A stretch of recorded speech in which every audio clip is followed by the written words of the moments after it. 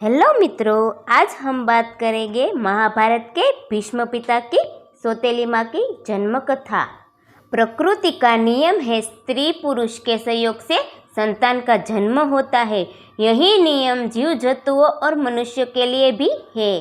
शास्त्रों में इस विषय में जो कथा मिलती है उसके अनुसार सृष्टि के आरंभ में ब्रह्मा जी योग बल से मनुष्य को उत्पन्न करते थे, लेकिन इस क्रिया में काफ़ी समय लगता था। ब्रह्मा जी ने भगवान शिव की तपस्या की और सृष्टि के विकास का दूसरा तरीका निकालने की प्रार्थना की। भगवान शिव ने ब्रह्मा जी की तपस्या से प्रसन्न होकर अर्धनारीश्वर रूप में प्रकट हुए। इसके बाद से मैथुन क्रिया से सृष्टि का विकास आरंभ हुआ। लेकिन हम यहाँ जिस कन्या की बात करने जा रहे हैं उसका जन्म प्रकृति के इस नियम से हटकर हुआ था, क्योंकि इसके जन्म में स्त्री पुरुष का सहयोग नहीं हुआ था। स्त्री के गर्भ से नहीं तो कैसे पैदा हुई थी यह कन्या? हम जिस कन्या की बात कर रहे हैं वह महाभारत के भीष्म पिता की सौतेली माँ है। इनका नाम है सत्यवती। इनके जन्म की कहानी बड़ी ही अनोखी है।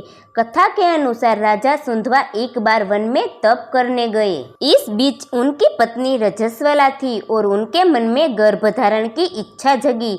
रानी ने एक शिकारी पक्षी के द्वारा राजा के पास अपना संदेश भेजा।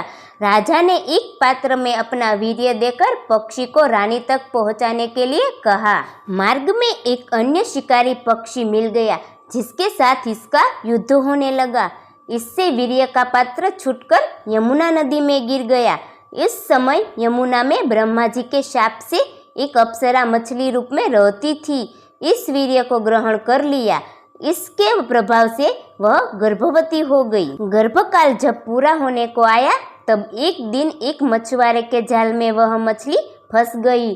अद्भुत और विशाल मछली होने के कारण इसे राजा सुंधवा के दरबार में लाया गया।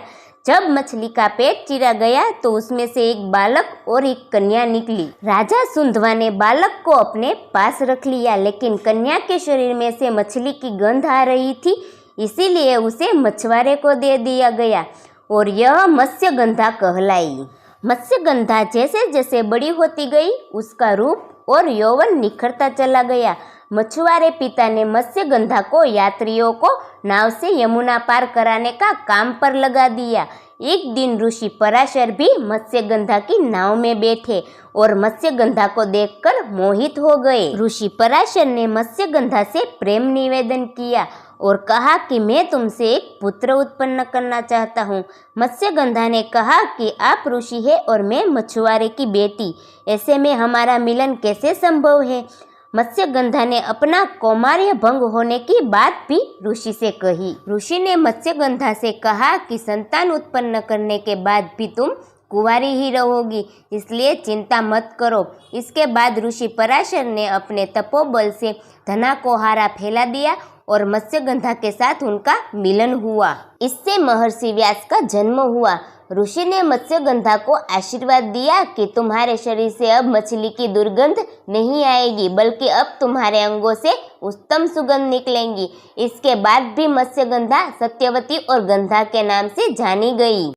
આવી નવી માહિતી જાણવા માટે અમારી ચેનલને લાઈક કરો ને સબસ્ક્રાઈબ કરો।